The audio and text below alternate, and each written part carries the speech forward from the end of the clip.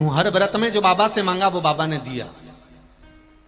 बाबा ने कोई कमी नहीं छोड़ी गुरुदेव। मैंने जो जो मांगा देव अधिदेव महादेव ने दिया। थोड़ा समय जरूर लगा पर मेरे बाबा ने मेरी झोली खुशियों से भर दी। मेरी बेटी जो कि कई सालों से सरकारी नौकरी के लिए एग्जाम दे रही थी उसका नहीं हो रहा था। बहुत प्रयास करा, हर एग्जाम में पीछे रह जाती, सिलेक्शन नहीं होता। अगला जब सरकारी नौकरी के लिए एग्जाम दिया, शहद का बेलपत्र बाबा शंकर को चढ़ाकर भेजा और बाबा की कृपा से उसकी सरकारी नौकरी लग गई। इसलिए मैं बाबा को धन्यवाद देने के लिए आई। ये शिव है औ घड़ी।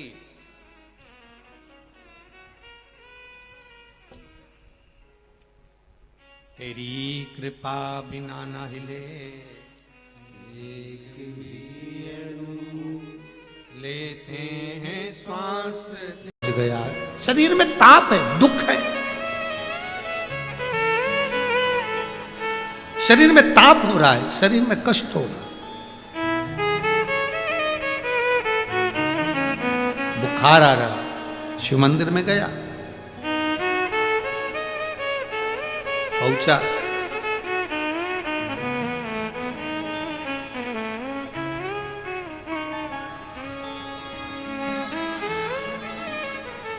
शिव महापुराण की कथा हो रही थी और शिव महापुराण की कथा हो रही थी तो उसमें बीच बीच में महाराज जी हर हर महादेव कह रहे थे। देवराज को अच्छा नहीं लग रहा था, देवराज को ठीक नहीं लग रहा था।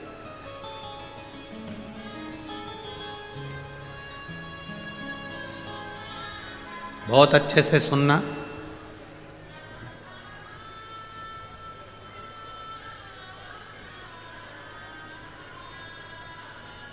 जब शरीर में ताप बढ़ता है, जब शरीर में ताप बढ़ता है, जब शरीर में बुखार आता है, जब शरीर में कष्ट आता है, जब शरीर में ताप बढ़ता है तो भोजन छूट जाता है। तुम्हारा पेट बहुत तेज दुख रहा हो और कोई तुमसे के 4-5 रसगुल्ला खा ले, खाओगे? शरीर में ताप बढ़ रहा, शरीर में कष्ट बढ़ रहा है।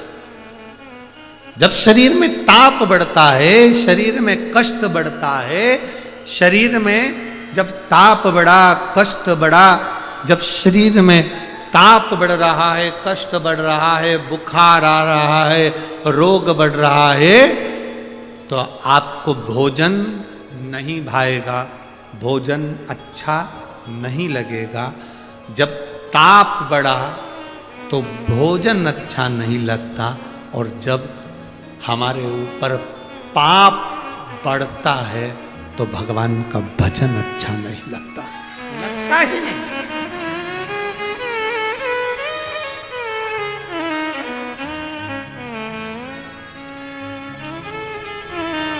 पाप बढ़ने पर भोजन, पाप बढ़ने पर भजन अच्छा नहीं लगेगा।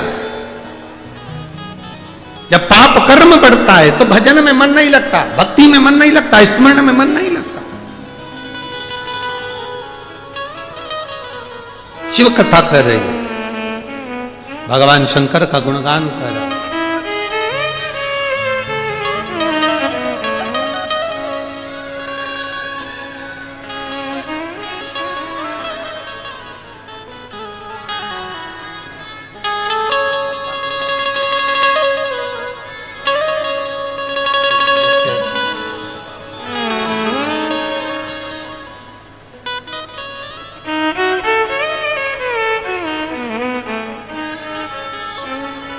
शरीर में ताप बढ़ा, शरीर में कष्ट बढ़ा, ताप बढ़ा, ताप बढ़ा, हमारा भोजन छूट गया, हमारा भोजन छूट गया।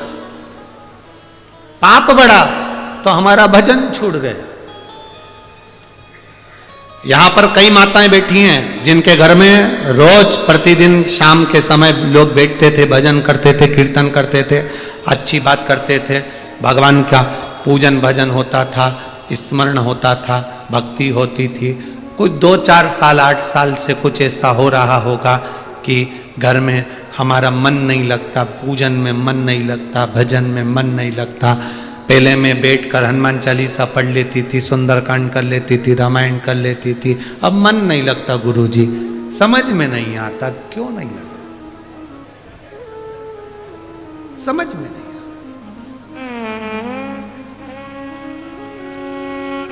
कारण समझ नहीं आ रहा। आपके साथ में भी ऐसा हुआ होगा, ऐसा नहीं कि नहीं हुआ होगा, आपके साथ में भी ऐसा हुआ होगा। आपके भी स्मरण में ऐसा आया होगा, कभी कभी आपको भी लगता होगा मेरा भजन में मन नहीं लग रहा है, मेरे स्मरण में मन नहीं लग रहा, मेरे कीर्तन में मन नहीं लग रहा, कारण समझ नहीं आ रहा। ध्यान रखना, हमारे घर में जरूर कुछ ना कुछ ऐसा आया है, हमारे घर में कुछ पाप कर्म ऐसा हो रहा है, घर का कोई ना कोई व्यक्ति, घर का कोई ना कोई व्यक्ति जरूर कोई पाप कर्म में उलझ रहा है, तो हमारा भजन कम होते जा रहा है, हमारा भजन कम होते जा रहा है, भजन में कमी आती जा रही है। भोजन कब कम होता है? 4 रोटी खाते थे, 5 रोटी खाते थे, जो खाते थे पच जाता था, जो खाते थे आनंद आता था। भोजन कब कम हुआ? जब शरीर में रोग आने लगा। आप रोटी कम खाना चालू कर दिया, आपको भोजन कम भाने लगा, आप भोजन कम करने लगे, समझ लेना तुम्हारे शरीर में कोई रोग आ गया है, जिसके कारणवश अब आपको भोजन अच्छा नहीं लग रहा है, या तो पाचन क्रिया ठीक नहीं है, या कुछ ना कुछ प्रॉब्लम है। शरीर में पाप बढ़ा तो भोजन छूट गया, और घर में पाप बढ़ा तो भजन छूट गया।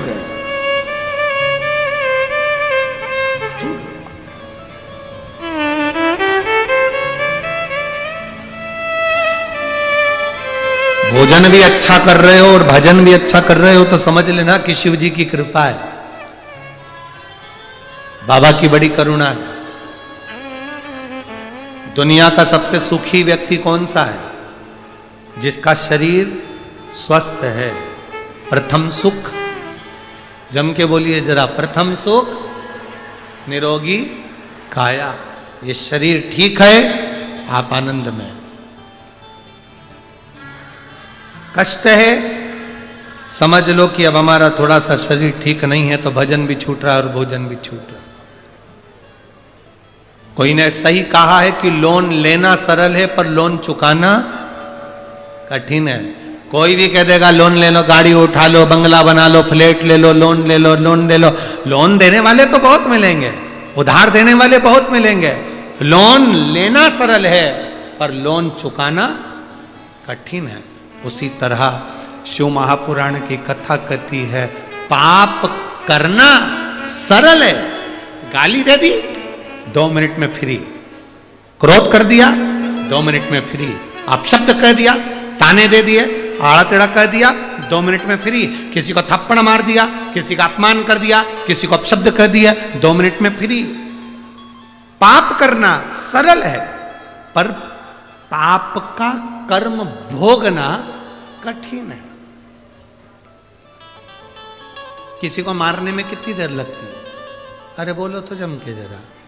चक्कू उठाया, तलवार उठाई और पेट में घोप दिया, छाती में मार दी, मर गया। कितनी देर लगी? 10 मिनट, 15 मिनट। गुस्सा आया? 5-10 मिनट में गुस्सा आया? तुमने डंडा उठाया, तलवार उठाई, बहुत दी। 10-15 मिनट में तलवार उठा के जो मारा। कितनी देर लगी? बोलो मेरी जीजियों, कितनी देर लगी? 10 मिनट। 10 मिनट के क्रोध ने तुम्हारे पूरे परिवार को बर्बाद कर दिया। 10 मिनट में तुमने तलवार मार दी, छुरा मार दिया, डंडा मार दिया, बंदूक की गोली मार दी। अब 10 मिनट के उस क्रोध में 10 मिनट के उस पाप में तुम्हें 10 साल भुगतना है। अब 10 साल कौन कौन भोगा? क्या केवल जिसने चक्कू मारा तो वो अकेला भोगा? और बोलो तो जब नहीं, उसकी पत्नी, बच्चे, माता, पिता, परिवार, समाज, सबको भोगना पड़ा। 10 साल केस चलता रहा। आखिरी में निर्णय आ गया कि इसको 20 साल और भुगत दो। वो 10 मिनट का क्रोध तू संयम कर लेता, 10 मिनट के क्रोध को काबू कर लेता, तो फिर ये 20 साल तुझे वहां भुगतना। 10 मिनट। मेरी बहुओं से निवेदन है, मेरी बेटियों से निवेदन है, तुम्हें गुस्सा आता है ना, थोड़ा सा संयम, जरा सा 10 मिनट का क्रोध कर कर अपने मायके बिल्कुल मत जाओ। जो माताएं कह देती है ना, अब तो रहना ही नहीं तुम्हारे साथ, मैं जा रही यहां से, उठाया चली रही। 10 मिनट का क्रोध आया है, अपना दरवाजा मत छोड़ो, घर मत छोड़ो। ज्यादा गुस्सा आ रहा है, रसोई घर में जाओ, गैस जलाओ, चाय बनाओ, पी जाओ।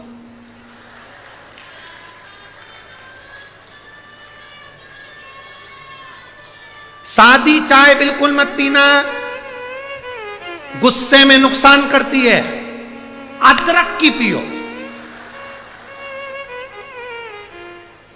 अदरक को भी अच्छे से कूटो सिलवट्टे में, क्योंकि बोलो मत ही, कूटो। अपना पूरा गुस्सा अदरक पे निकाल दो और फिर उसको रस रस करके चाय में उकाल दो, बस। और चुपचाप फ्रिज के पास में बैठ के अपने को मायके नहीं जाना। घर के लोग कितना भी कह जा तेरे बाप के घर के, तो नहीं जाऊंगी, यहीं दाल मूंग की दलूंगी, नहीं जा। मठरी बनाओ, चकली बनाओ, गुजिया बनाओ, जितना ज्यादा गुस्सा आए उतना ज्यादा खाओ, पर मायके मत जाओ, बिल्कुल मत जाओ। वो कितना ही के जा तेरे बाप के घर, नहीं जाऊंगी। क्यों नहीं जाएगी? मठरी बनाऊंगी, नहीं जाओ। रसोई घर में जाओ, मैदा निकालो, मेथी पीस के डालो,